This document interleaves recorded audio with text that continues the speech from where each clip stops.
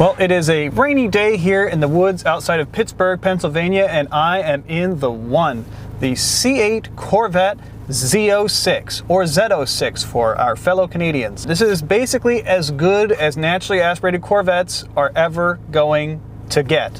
Now, this car is really all about the engine. If you're interested in a full review of the C8, the regular Corvette, we did do that a couple months ago, and the link for that should be in the description down below. Needless to say, we're very impressed with the C8 as a product. So what happens with that car when we add 175 horsepower and add no turbos or superchargers in the process? That's right, this is a 5.5 liter flat plane crank, naturally aspirated, high winding V8. It makes 670 horsepower at 8,400 RPM. For those keeping score at home, that's more horsepower per liter than a 2-liter Honda S2000, and it makes peak power at a higher red line than the fabled S2000.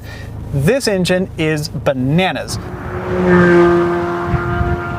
And torque is okay. Torque is 460 pound-feet at 6,300 RPM, which is pretty good considering what this engine is. Now, this is the Z06 with the Z07 package, and that means it has big bad carbon ceramic brakes. It also has the carbon aero package. What that gets you are dive planes on the front, a big wing out the back. Now, the red car you're looking at has carbon fiber wheels, which save 41 pounds on the car. That's 10.25 pounds per corner.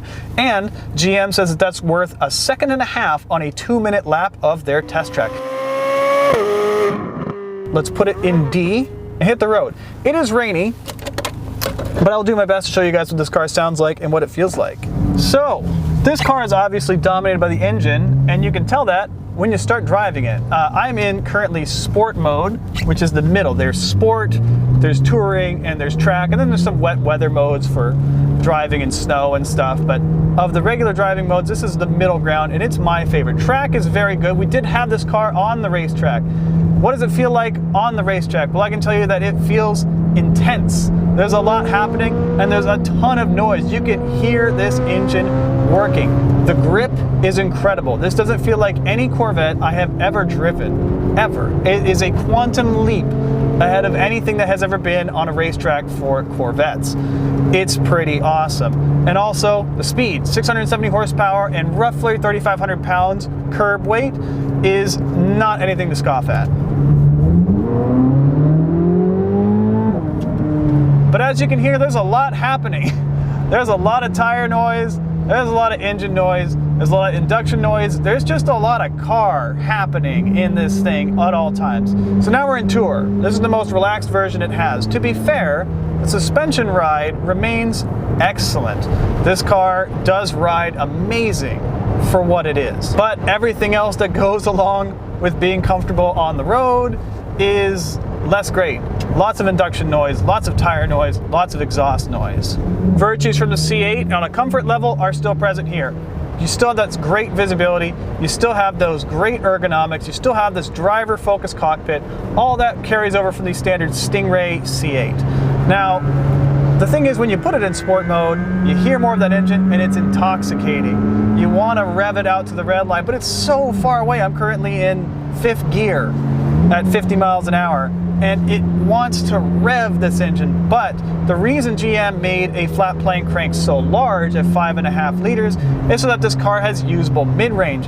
What that means is that you don't have to triple downshift to pass. The end result is that this thing drives like nothing else you can buy new. Go ahead and try to find a flat plane crank, naturally aspirated V8 mid-engine car. I'll wait. That's because this is the most powerful naturally aspirated V8 ever made in any car, ever. Not only that, I'm going to personally say that I think this is the most powerful naturally aspirated engine you can buy under $1 million.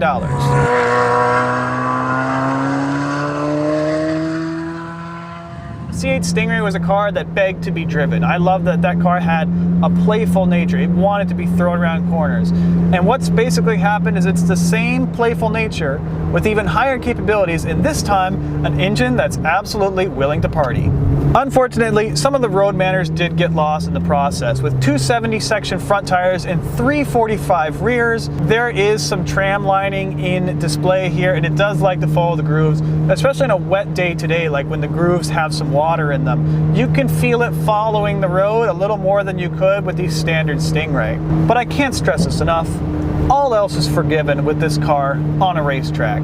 If you have the means to take one of these on a racetrack, that is its natural environment, and it feels as right as rain. And you might think 670 horsepower in a rear drive car on a damp day sounds a little bit scary. However, on the track, this car actually builds trust. It builds confidence. You can lean on it. You learn to trust the grip, to trust the brakes.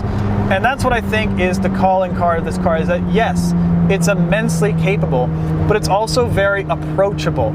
Corvettes haven't always been approachable in the upper limits. For example, hey, Corvette, check that guy out. It's a C3 that is a 76. However, the C7 Z06 was a bit of an axe murderer on the racetrack. Not so here. This thing hooks up, it books, and it's just endlessly fun to drive on a racetrack. Can I let it have it here? I'm not sure. Nope. Part of the reason that this car is so confidence-inspiring on the track is the unseen forces of aerodynamics. This car has had aerodynamic optimization like no other Corvette before it. It makes less drag and more downforce than the outgoing C7 Z06, and at the same speed, it makes more downforce than the previous big bad high wing ZR1. So even though this car doesn't look as crazy, it makes every bit the same amount of downforce. It's a smart car. Part of that are the diplanes on the front, part of that is the rear wing, part of that are underbody strakes that guide the air. And now those are optional with the Z07 package.